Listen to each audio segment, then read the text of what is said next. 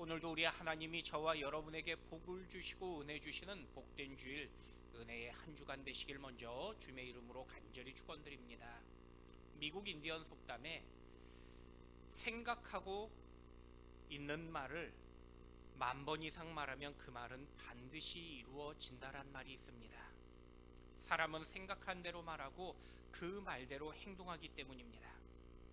우리 의식에 있는 것이 우리 삶으로 그대로 나타납니다. 그래서 사람은요, 내가 말하는 대로 결국 살게 되더란 것입니다. 그리고 말 속에서 깊게 보면 그 사람의 마음과 생각이 담겨 있는 걸 보게 되고요. 또 넓고 크게 보면은 그 사람의 인생과 목적이, 인생의 목적과 그리고 목표가 담겨 있는 걸 보게 됩니다. 가끔 사람들에게 왜 사는지를 모르면 어떤 분은요, 죽지 못해 산다고 말씀하십니다. 그런 분들의 삶을 보면 늘 사는 것 자체가 죽을 맛처럼 보이는 걸 보게 됩니다. 또 어떤 분들은 그날 살아간다고 말씀하시는 분들이 계십니다. 그런 분들은 늘 사는 것 자체가 지루하고 그리고 재미가 없는 인생입니다. 어떤 사람들은 날마다 재미나 흥미를 위해 살아간다는 분들도 계십니다. 그런 사람들은 자신의 재미나 행복을 위해서 늘 감각적인 것과 유행만을 따르는 걸 보게 되더란 것입니다. 하지만 하나님의 영광을 위해 사는 사람들은요, 하나님 앞에 쓰임받기 위하여 몸부림치며 살아가는 걸 보게 됩니다. 저는 먼저 내 인생의 참된 목적을 알고 그 목적이 하나님의 영광을 위하여 살아가시는 저와 여러분의 복된 모습이 되길 주님의 이름으로 간절히 축원드립니다.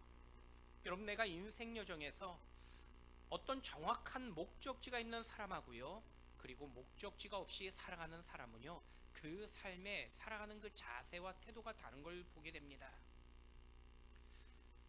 목적을 아는 사람은 그 목적지를 향해 곧장 달려갑니다. 하지만 목적지와 계획 없이 무조건 밖을 나온 사람은 여기저기 기웃거리며 방황할 수밖에 없게 됩니다. 신앙생활에서도요, 내가 감사보다 불평이 많고 원망이 많은 이유는 내 삶에 분명한 목적을 모르기 때문입니다. 내가 삶의 크고 작은 어려움만 만나도 나도 모르게 한탄하며 힘들어하는 이유는요, 성도로서 분명한 인생의 목적을 모르고 있기 때문입니다. 그래서 인생에서 목적은 중요합니다. 저는 다시 한번 말씀을 통해서 인생의 목적을 깨닫고 또 분명한 비전과 열정을 회복할 수 있는 오늘 이 시간에 귀한 예배의 시간 되시기를 주님의 이름으로 축원드립니다. 그렇다면 성경은요, 내가 성도로서 인생의 목적을 무엇이라고 우리에게 말씀하고 계실까요? 첫 번째는요, 내 인생의 목적은요, 하나님을 알면서 시작해야 한다고 말씀하고 계십니다. 우리 앞서 본문 1절과 2절 말씀, 우리 앞에 자막을 보시고 같이 한번 읽어보도록 하겠습니다. 이후에 내가 보니 하늘에 열린 문이 처음 내게 나팔 소리 같은 그 음성이 이르되 이리로 올라오라. 이후에 마땅히 일어날 일들을 내가 내게 보이리라 하시더라. 내가 곧 성령에 감동되었더니 보라, 하늘에 보좌를 베풀었고 그 보좌 위에 앉으신 이가 있는데, 우리가 인생의 목적이란 문제를 풀기 위해서 당연히 문제 앞에 답을 찾아야 됩니다. 인류 역사와 더불어 오늘까지도 세상의 많은 철학자와 교육자들이 이 문제의 답을 찾으려고 노력했습니다. 하지만 답을 명쾌하게 찾지 못한 것이 바로 인생의 이 존재 목적이었습니다. 그런데 인류가 사라지는 그 순간까지도요, 사실 답을 찾을 수 없는 이유는요, 이 질문의 답을 사람이나 나에게서 찾으면 결코 찾을 수가 없기 때문이라는 것입니다. 요즘은 날마다 새롭고 신기한 발명품들이 많이 나오는 걸 보게 됩니다. 그런데 너무 많은 발명품들이 쏟아져 나오다 보니까요, 종종 저 물건은 어디에 쓰는 것일까라고 대련 고민하게 되는 그런 물건들이 있습니다. 세상에서 아무리 편리하고 좋은 발명품일지라도 정확한 사용처를 알지 못하면요, 사실 무용지물에 불과할 때가 많습니다. 하지만 가장 쉽게 그 물건의 사용 방법을 아는 방법은요, 그것을 만든 사람이 그 사용 방법을 설명해 주는 것입니다. 이 1980년대만 해도 우리나라에서 수세식 화장실이 흔하지 않았습니다. 1988년 프랑스 배우였던 소피 마르소가요, 우리나라의 화장품 광고를 한 지방에서 촬영했습니다. 그런데 화장실을 가야 했는데 당시에 수세식 화장실을 찾지 못해서 고생하다가 그 마을에서 딱 한 곳 수세식 화장실을 찾아서 사용했다는 그 오래전 신문을 보았던 기억이 있습니다. 그만큼 사람들에게 수세식 화장실은요, 획기적인 사건이었습니다. 그런데 그것보다 더 신기했던 것이 화장실에서 사용하는 비데라는 물건입니다. 그래서 어떤 분들은요, 이 비데를 처음 사용할 때 이 사용법을 몰라서 비데물이 얼굴에 몇 번 맞았다라는 그런 분들의 이야기도 많이 들었습니다. 하지만 만든 사람은요, 그 사용법을 처음부터 잘 알고 만들었을 것입니다. 여러분 마찬가지입니다. 인간 스스로에게 인간의 그 참된 목적의 답을 찾으려고 출발하면요, 결코 그 답을 찾을 수 없다는 것입니다. 아무리 학식이 뛰어나고 철학적 기질이 있어도요, 인간은 존재의 답에 답할 수가 없는 것입니다. 여러분, 우리가 종종 나도 모르는 행동과 생각으로 후회할 때가 얼마나 많은지 모릅니다. 내가 이유 없이 화내고 또 설명할 수 없는 행동을 한 이후에 내가 왜 그런 생각과 행동을 했는지 말을 했는지 내가 이해할 수 없다라면서 나 자신을 후회할 때가 종종 있더라는 것입니다. 이만큼 우리는요, 내 자신을 사실 잘 모른다는 것입니다.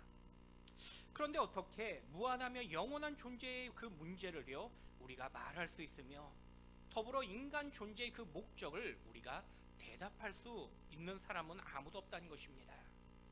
그래서 그 답을 내가 아니라 하나님으로부터 바로 우리가 시작할 때 그 답을 찾을 수 있는 것입니다. 여러분, 오늘 본문은요, 요한계시록 4장의 말씀입니다. 앞서 요한계시록 1장을 통해서 하나님은요, 사도 요한에게 예수 그리스도의 그 계시의 말씀을 보여주십니다. 그리고 이어서 2장과 3장을 통해서 7교회를 통하여 하나님은 이 땅의 교회들을 또 예표하며 말씀해 주십니다. 그리고 그 시선은요, 이제 땅에서 하늘로 옮겨집니다. 본문 2절은 하나님의 그 거룩한 보좌를 보여주시면서 성부 하나님으로부터 시작해서 천사들인 네 생물과 성도를 대표하는 24장로들로 퍼져나가고 있는 걸 보게 됩니다.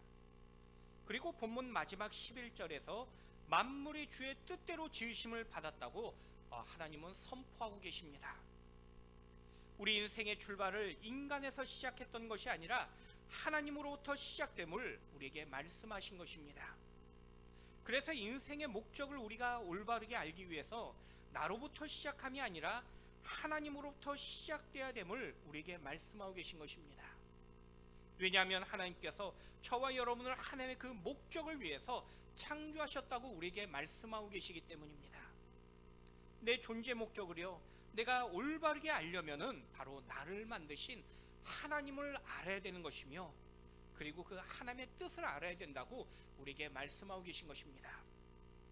여러분, 인류의 모든 인간들은요, 내가 왜 살아가는지를 고민하면서 그 답을 찾기 위하여 수많은 노력과 그리고 그 추구를 했던 걸 보게 됩니다. 과거 석가모니나 공자 같은 수많은 종교인과 철학자들은요, 인간의 본질과 목적을 깨닫기 위해서 오랫동안 수행하기도 했습니다. 하지만 인간에게 답을 찾으려는 노력은요, 아무리 답을 찾으려고 했지만은 찾지 못합니다. 마치 답이 없는 곳에서 답을 찾는 것과 같기 때문입니다. 마치 바벨탑처럼 아무리 하늘을 바라보며 높이 올라가려고 해도요, 결코 하늘에 이룰 수 없는 것과 같은 것입니다.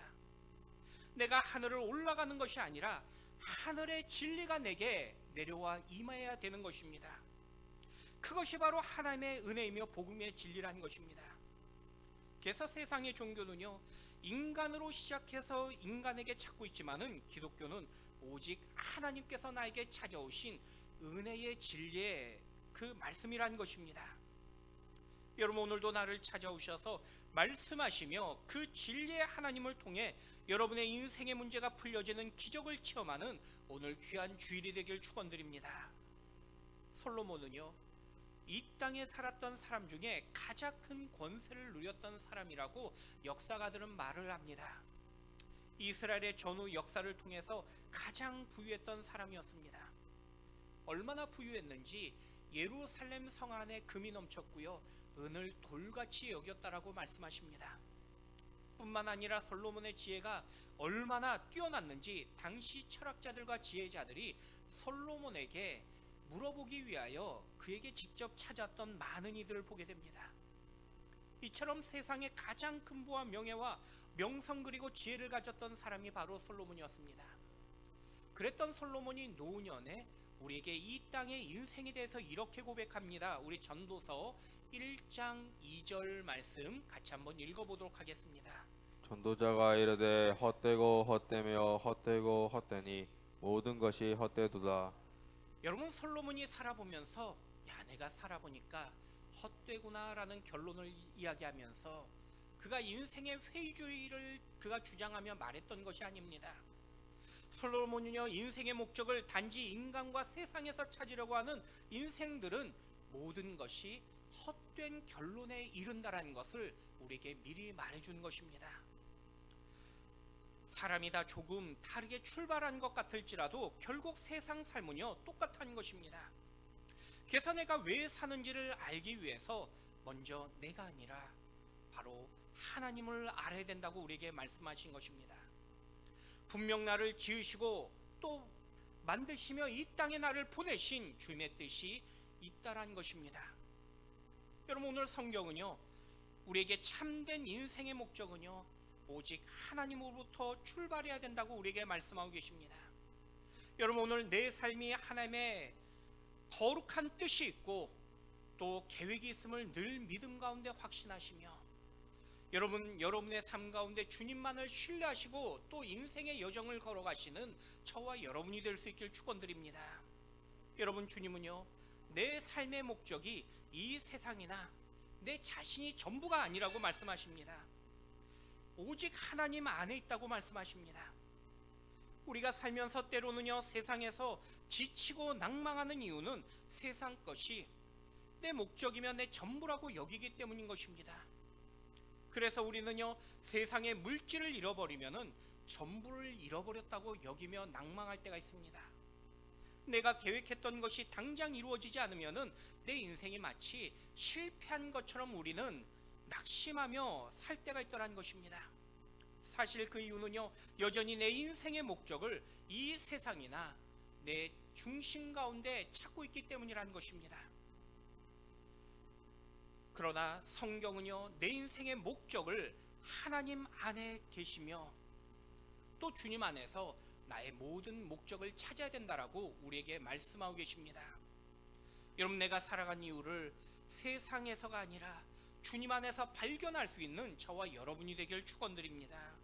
내 삶의 목적을 세상의 가치관이나 세상 것으로 출발한 것이 아니라 오직 하나님 말씀 안에서 하나님의 뜻을 찾아가시는 오늘 저와 여러분의 귀한 모습이 되시기를 다시 한번 주님의 이름으로 간절히 축원드립니다. 두 번째는요 하나님께서 나를 이제 존귀한 자녀라고 말씀하고 계십니다. 우리 11절 말씀 같이 한번 읽어보도록 하겠습니다. 내가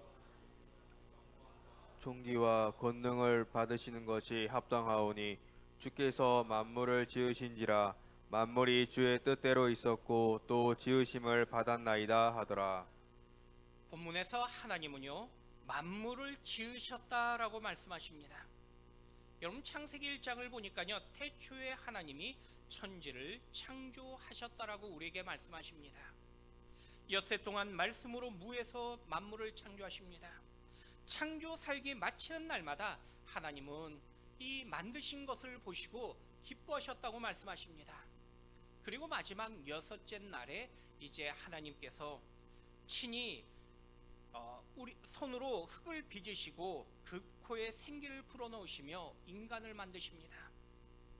그것이 바로 저와 여러분입니다. 하나님께서 저와 여러분을 만드시고 얼마나 기뻐하셨는지 심히 좋았더라고 성경은 우리를 향하여 말씀하고 계십니다. 여러분, 저와 여러분은요 얼마나 존귀한 존재인지 하나님께서 보시고 심히 기뻐하셨다고 말씀하고 계십니다. 그래서 인간이 죄를 지었을 때도요 여러분과 나를 포기하지 아니하시고 하나님은 죄인된 저와 여러분을 위해서 독생자 예수 그리스도를 이 땅에 보내시며 그리고 그 은혜 가운데 우리를 구원해 주셨다고 말씀하고 계십니다. 그만큼 여러분은 가치 있는 존재이며 그리고 하나님께서 귀하게 여기는 생명이라고 말씀하십니다. 여러분 먼저 삶이 힘들고 험해도요 항상 나를 사랑하며 나를 존귀하게 여기시는 그 하나님을 바라보시고 믿음으로 늘 승리하는 여러분 되길 축원드립니다. 전 세계에서 명품을 가장 좋아하는 나라가 중국 사람들입니다.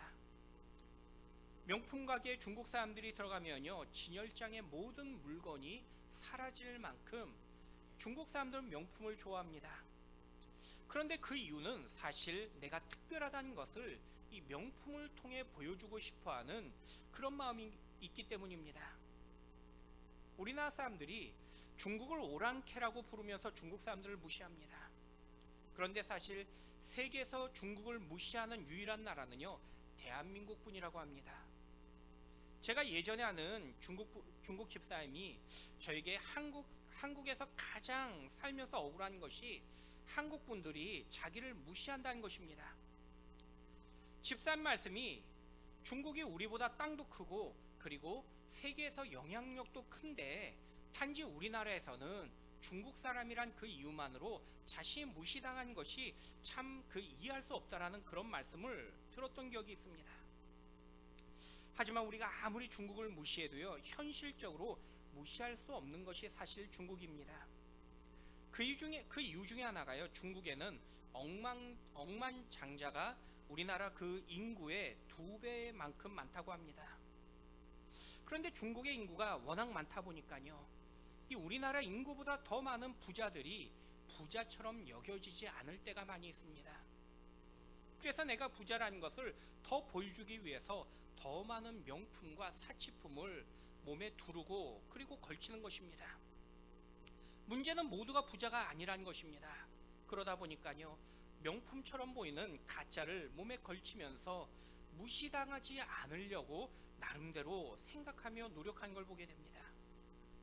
그만큼 사람들은요 겉모습과 외모를 보며 사람을 평가하더라는 것입니다. 하지만 여러분 우리는요 어떤 조건이나 외모로서 평가되어지는 인생이 아니라는 것입니다. 왜냐하면 저와 여러분을 하나님께서 존귀하게 여기시며 그리고 하나님께서 저와 여러분을 친히 만드셨기 때문이라고 말씀하십니다. 여러분 온 우주를 창조하신 전지전능하신 하나님께서 오늘 성경에 보니까요 나의 아버지라고 말씀하십니다. 진화론자들은요 우연으로 내가 존재한다고 주장합니다. 하지만 성경은 내가 우연히 존재했던 것이 아니라 하나님의 뜻과 거룩한 계획 가운데 여러분을 만드셨고 그리고 우리를 존재하게 하셨다고 말씀하십니다. 그래서 오늘 본문 11절에 보니까요 만물이 주의 뜻대로 있었고 또 지으심을 받았다라고 성경은 말씀하고 계십니다. 여러분 우리가 어쩌다가 생긴 인생들이 아니라 하나님의 그 거룩한 뜻과 계획 가운데 여러분 한 분 한 분이 존재한다고 우리 주님께서 친히 말씀하고 계십니다. 아무리 내가 가난하고 연약할지라도 여전히 주님의 거룩한 뜻이 내게 있다라고 우리에게 약속하고 계신 것입니다. 여러분 어떤 인생의 여정 속에서도요 하나님의 자녀라는 그 존귀한 사실을 잊지 아니하시고 늘 그 믿음의 확신 가운데 용기와 힘을 얻는 여러분이 되길 축원드립니다. 미국 워싱턴 여행을 가면요 제법 구경할 곳들이 참 많이 있습니다.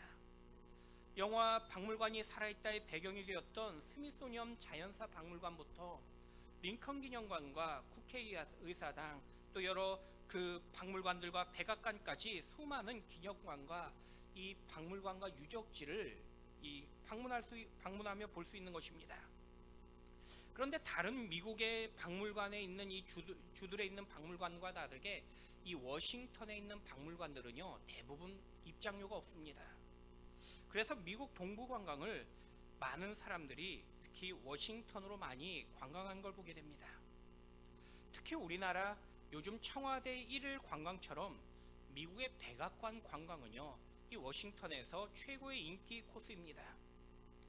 더욱이 백악관에는요 지금도 대통령이 근무하기 때문에 역사적인 의미를 가질 뿐만 아니라 현재의 감격까지도 느낄 수 있는 특별한 관광의 그 명소입니다. 그런데 이 백악관 관광을 가면요, 모든 장소를 자유롭게 드나들 수는 없습니다. 여전히 대통령과 고위 관료들이 근무하기 때문입니다. 그래서 갈 수 있는 곳이 제한되기도 하고요, 볼 수 있는 곳이 제한될 때가 있습니다. 더욱이 관광 중일지라도요, 만약 대통령이 그 장소에 지나가면요, 그 순간의 모든 관광은 잠시 통제되어지고 심지어 대기하기도 하게 됩니다. 그런데 나와 같은 민간인 중에서도요, 누구의 통제 없이 마음대로 백악관을 넘나들며 심지어 대통령을 만날 수 있는 사람이 있습니다. 바로 대통령의 아들, 딸들입니다. 여러분, 대통령의 아들, 딸만 되어도요, 사람들은 그 사람을 존귀한 사람이라고 이야기합니다. 하지만 성경은요, 오늘 저와 여러분을 향해서 전지전능하신 하나님이 바로 우리의 아버지 되시며 우리는 그분의 자녀라고 말씀하고 있는 것입니다. 여러분, 세상의 그 어떤 존재보다 존귀하며 세상의 그 어떤 존재보다 또 귀하다라고 말씀하고 계십니다. 여러분, 내 삶의 가치를 세상의 관점이나 세상의 가치관으로 평가하는 것이 아니라 오직 하나님이 나를 향하여 자녀라고 말씀하시며 존귀한 자라고 말씀하시는 그 약속의 말씀을 늘 마음에 깊이 품고 늘 믿음으로 기쁨으로 승리하는 여러분 되시기를 우리 주님의 이름으로 간절히 축원드립니다. 마지막 세 번째는요, 하나님은요, 이런 나를 통해서 예배를 통해 영광 받으시길 원하신다고 말씀하고 계십니다. 여러분, 인생의 목적이 분명한 사람은요, 그 인생의 환경과 여건을 초월하며 살아가게 됩니다. 목적이 분명한 사람은요, 인생을 즐거운 여행으로 여기지만요, 목적이 불분명한 사람은요, 힘들고 어려운 고행으로 여기게 됩니다. 사람이 아무리 많은 것을 가졌어도요, 그 사람에게 목적이 없으면요, 그 가진 것을 나중에는 짐으로 여기더란 것입니다. 마치 아무리 큰 배라도요, 목적 없는 것은요, 마치 그 배의 방향을 조종하는 키가 없는 것과 같습니다. 그래서 갈 바를 몰라서 단지 바람에 따라 파도에 따라 정처 없이 흘러가면서 목적 없이 헤매는 것과 같은 것입니다. 여러분, 인생의 문제는요, 속도가 아니라는 것입니다. 간혹 세상 사람들은 빨리 출세하면은 빨리 성공했다고 부러워합니다. 하지만 인생의 참된 성공은요, 속도가 아니라 올바른 방향입니다. 아무리 빨리 성공한 것처럼 보일지라도 그 사람의 방향이 옳지 않으면요, 빠른 성공이 곧 재앙이 되는 경우가 많이 있습니다. 그러나 분명한 목적이 있으면요, 때로는 어둠과 폭풍이 찾아올지라도 그 인생에 두려움이 없으며 포기가 없게 됩니다. 왜냐하면 분명한 목적의 방향이 있기 때문인 것입니다. 그래서 바울은요, 우리에게 로마서 11장 36절에 이렇게 말씀하십니다. 같이 한번 읽어보겠습니다. 이는 만물이 주에게서 나오고 주로 말미암고 돌아감이라. 그에게 영광이 세세에 있을지어다. 여러분, 인간의 분명한 목적은 바로 하나님께 영광 돌리는 것입니다. 오늘 본문 요한계시록 4장은요, 24장로들이 성부 하나님께 영광을 돌리는 노래입니다. 특별히 24장로란 구약의 12지파와 신약의 12사도를 상징함으로 하나님의 거룩한 백성들을 의미하는 것입니다. 하나님의 거룩한 백성들이 하나님 앞에 영광 돌리는 방법이 바로 예배라는 것입니다. 그래서 본문 10절에 우리에게 이렇게 말씀하십니다. 같이 읽어보겠습니다. 이 보좌에 앉으신 이 앞에 엎드려 세세토록 살아 계시는 이에게 경배하고 자기의 간을 보좌 앞에 드리며 이르되. 본문은요, 천상의 예배 모습을 묘사하면서요, 24장로들이 자기 머리에 썬 그 관을 하나님의 그 보좌 앞으로 드린 걸 보게 됩니다. 마치 고대 왕들이 전쟁에서 패해서 패전국의 왕이 승전국의 왕에게 무릎을 꿇고 자신의 왕관을 벗어 승리한 왕에게 드린 모습과 같은 것입니다.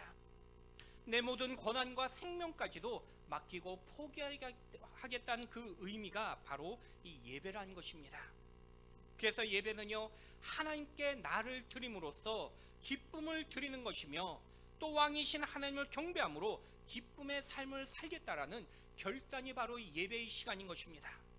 그리고 우리가 내 삶을 예배의 삶으로 살아갈 때 하나님은 영광 받으신다고 말씀하고 계신 것입니다. 여러분, 우리의 인생에서 어떤 것에 실패하거나 늦춰질 때가 있습니다. 하지만 예배에서만큼은요, 우리가 실패하는 인생이 되어서는 안 되는 것입니다.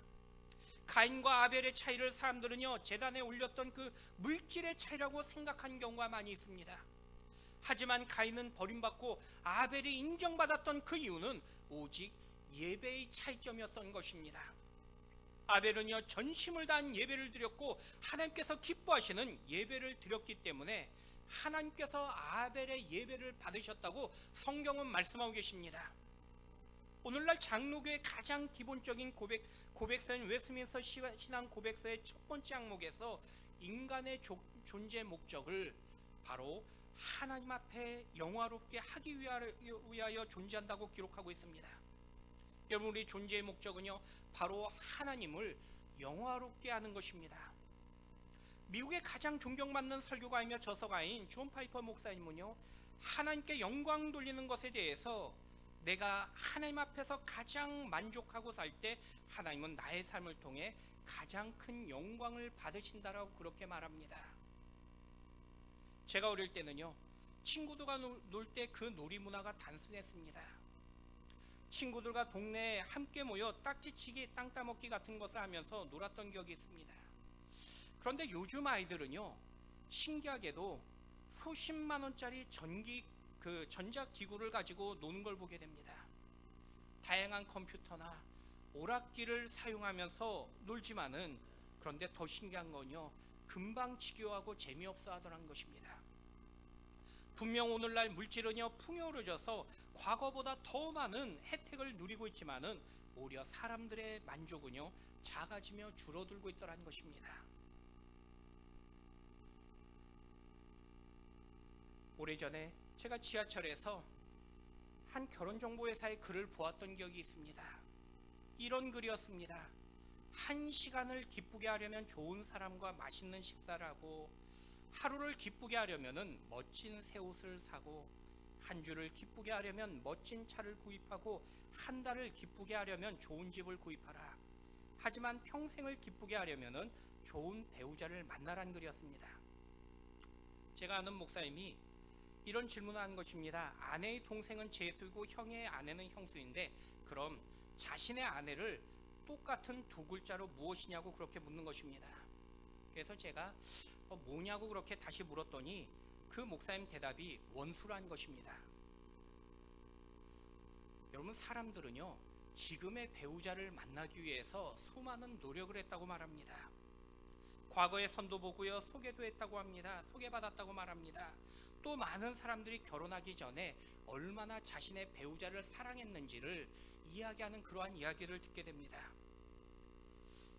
그럼에도 그렇게 힘들게 결혼했지만은 지금 살고 있는 사람들에 대해서 똑같이 자신의 배우자를 원수라고 그렇게 대답할 때가 참 많이 있더라는 것입니다. 여러분, 사실 이처럼 세상에서는요, 영원한 기쁨도 없고요, 만족도 없더라는 것입니다.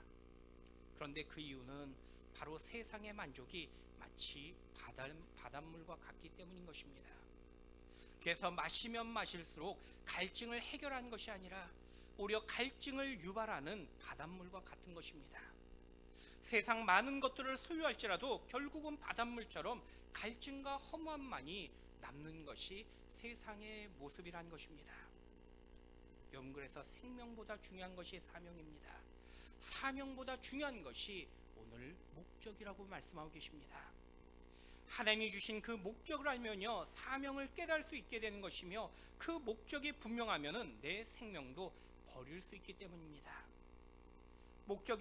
목적과 사명이 분명하면요, 생명도 아낌없이 버릴 수 있는 그 예수님의 모습을 우리는 발견하게 됩니다.